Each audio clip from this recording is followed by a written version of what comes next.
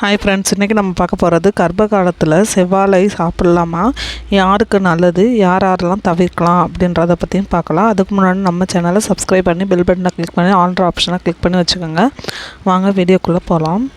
கர்ப்ப காலத்தில் டெய்லியும் ஒரு பழம், 2 விதமான காய்கறிகள் எடுக்கும்போது அதில் இருக்க ஊட்டச்சத்து நிறைந்த உணவுகளை உங்கள் கருவில் இருக்கும் குழந்தைக்கு போதுமான சத்து முழுமையாக கிடைக்கும்.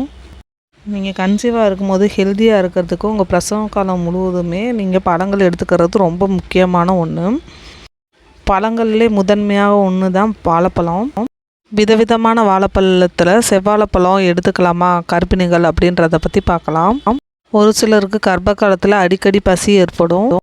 முதல் ட்ரைமஸ்டரில் உங்கள் பசி உணர்வோடு சேர்ந்து குமட்டலும் சோர்வும் ஏற்படும். இந்த குமட்டல்னாலே பாதி நேரத்தில் சாப்பாடை ஒதுக்கிடுவீங்க. ஆனால் 2வது ட்ரைமஸ்டரில் இந்த சோர்வும் இந்த கொமட்டலும் இருக்கிறது கம்மியாகும். இப்படி கம்மியாகிறனால நமக்கு நல்லா சாப்பிடணுன்ற உணர்வு ஏற்படும். இந்த 2வது ட்ரைமஸ்டரில் அதிகமான பசி ஏற்படும். ஏன்னா கருவின் வளர்ச்சிக்கு தேவையான ஊட்டச்சத்து இந்த 2வது ட்ரைமஸ்டரில் அதிகமாக கிடைக்கும். உங்களுக்கு அடிக்கடி பசி ஏற்படும் போது இந்த செவ்வாழைப்பழம் சாப்பிடும் போது பசி உணர்வை கட்டுப்படுத்தும். செவ்வாழைப்பழத்தில் கால்சியம் அதிகமாக இருக்குது. உங்கள் வயிற்றில் வளரக்கூடிய குழந்தைக்கு கால்சியம் தேவைப்படும் போது அது தாயிடம் இல்லாத போது தாயின் எலும்புலேருந்து உறிஞ்சிக்கிறோம். அதனால் நீங்கள் டெய்லியும் செவ்வாழைப்பழம் ஒன்று எடுத்துக்கிற போது செவ்வாழையில் உள்ள கால்சியம் அதிகமாக இருக்கனால குழந்தைக்கு தேவையான கால்சியம் கிடைக்கும். குழந்தையோட எலும்புமே நல்ல வலுப்பெறும்.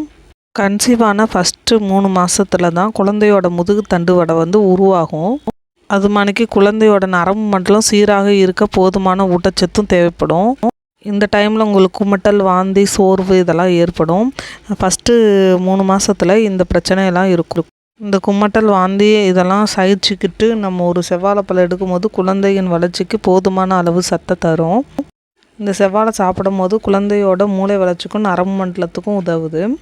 செவ்வாழையில் ஃபோலிக் அமிலம் இருக்கிறதுனால முன்கூட்டியே வரக்கூடிய பிறவி குறைபாடை குறைக்கிறதுக்கு இந்த செவ்வாழை ரொம்ப ஹெல்ப்ஃபுல்லாக இருக்குது. அது மணிக்கு குழந்தை புத்திசாலியாக வளர செவ்வாழை டெய்லி ஒன்று எடுத்துக்கணும். நீங்கள் கன்சீவான முதல் நாள்லேருந்தே இது எடுத்துக்கிறது ரொம்ப நல்லது. எல்லாருக்கும் தெரிஞ்ச மணிக்கு வாழைப்பழத்தில் நார்ச்சத்து அதிகமாக இருக்கும். அதோடு சேர்ந்து இதில் பொட்டாசியமும் அதிகமாக இருக்கும். இது செரிமான சக்திக்கு உதவும். கன்சீவானமே ஒரு சிலருக்கு மலச்சிக்கல் ஏற்படும். இந்த மலச்சிக்கல் ஏற்படும் போது நீங்கள் டெய்லி ஒரு செவ்வாழை எடுக்கும்போது உங்களுக்கு ஃப்ரீயாக மோஷன் போகும்.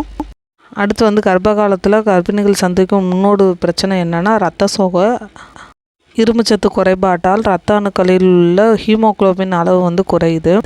குழந்தை பிறக்கிற வரைக்குமே ஹீமோகுளோபின் அளவு குறைஞ்சிருந்துச்சுன்னா அது 2 பேர்த்துக்குமே பாதிப்பை ஏற்படுத்தும். கன்சீவான முதல் நாள்லேருந்தே ஹீமோகுளோபின் அளவை அதிகரிக்கிறதுக்கு தேவையான காய்கறிகள், பழங்களும் சாப்பிட்லாம். செவ்வாழையில் இரும்பு சத்து அதிகமாக இருக்குது. கர்ப்பிணிகள் செவ்வாழையை எடுத்துக்கொள்ளும் போது அவர்களோட ஹீமோகுளோபின் அளவை அதிகரித்து இரத்த சோகை வராமல் தடுக்கலாம். சிலருக்கு கன்சீவானதுலேருந்தே உயர் ரத்த அழுத்தம் ஏற்படும். இந்த உயர் ரத்த அழுத்தத்தை கட்டுப்படுத்த பொட்டாசியம் தேவை. இது செவ்வாழையில் அதிகமாக இருக்கும். ரத்த அழுத்தத்துக்கு காரணமான சோடியத்தின் அளவை குறைக்க இந்த பொட்டாசியம் ஹெல்ப்ஃபுல்லாக இருக்கும். கன்சீவ் ஆனதுமே உங்களுக்கு சுகரும் பிபியும் இல்லாமல் நீங்கள் பார்த்துக்கணும். அப்படியே கர்ப்ப காலத்தில் வரக்கூடிய நீரிழிவு நோயோ ஒரு ரத்த அழுத்தமோ அதிகரிச்சிச்சுன்னா அதை கட்டுப்பாட்டில் வச்சுக்கணும். அதுக்கு செவ்வாழை ரொம்ப ஹெல்ப்ஃபுல்லாக இருக்கும். இந்த செவ்வாழைப்பழத்தில் விட்டமின் சி, கரோட்டின், பிரிபயாட்டிக் அதிகமாக இருக்கிறதுனால உங்களோட நோய் எதிர்ப்பு சக்தியை அதிகரித்தும் அது மாதிரி செரிமானத்துக்கும் இதயத்தின் நன்மைக்கும் இது ஹெல்ப்ஃபுல்லாக இருக்குது. இதில் ஆன்டி ஆக்சிடென்ட்டுகள் கூட நிறையா இருக்குது. அதனால் நோய் தொற்றை தடுக்க உதவுது. வாழைப்பழத்தில் மோஸ்ட்லி நம்ம சாப்பிடாமல் இருக்கும்போது வாழைப்பழம் சாப்பிடும் போது எனர்ஜியாக இருக்கும். அது மாதிரி செவ்வாழைப்பழத்துலேயும் எனர்ஜி அதிகமாக இருக்குது. இதில் குளுக்கோஸ், ஃப்ரக்டோஸ் அண்ட் சுக்ரோஸ் இருக்கிறதுனால நீங்கள் கன்சீவ் ஆகிறதுக்கு முன்னாடி உங்களுக்கு நீரிழிவு பிரச்சனை இருந்துச்சுன்னா இந்த பழங்களை சாப்பிட்றத தவிர்க்கணும். அது மாதிரிக்கு கன்சீவ் ஆகி 2வது ட்ரைமஸ்டரில் நீரிழிவு நோய் இருக்கா அப்படின்றத பார்ப்பாங்க. அதாவது சுகர் கரெக்டான அளவில் இருக்கா அப்படின்றத பார்ப்பாங்க. 2வது ட்ரைமஸ்டரில் அப்படி சுகர் இருந்துச்சுன்னா டாக்டர்கிட்ட கன்சல்ட் பண்ணிவிட்டு வாழைப்பழம் எடுங்க. உங்களுக்கு வாழைப்பழம் எடுக்கும்போது சளி பிடிச்சிறது வேறு எந்த பிரச்சனை இருந்தாலும் டாக்டர்கிட்ட கன்சல்ட் பண்ணிவிட்டு எடுங்க. நமக்கு ஒத்து வராததை சாப்பிடாதீங்க கன்சீவாக இருக்கும்போது. அவ்வளோதான் ஃப்ரெண்ட்ஸ், இந்த வீடியோ உங்களுக்கு பிடிச்சிருந்தா லைக் பண்ணி ஷேர்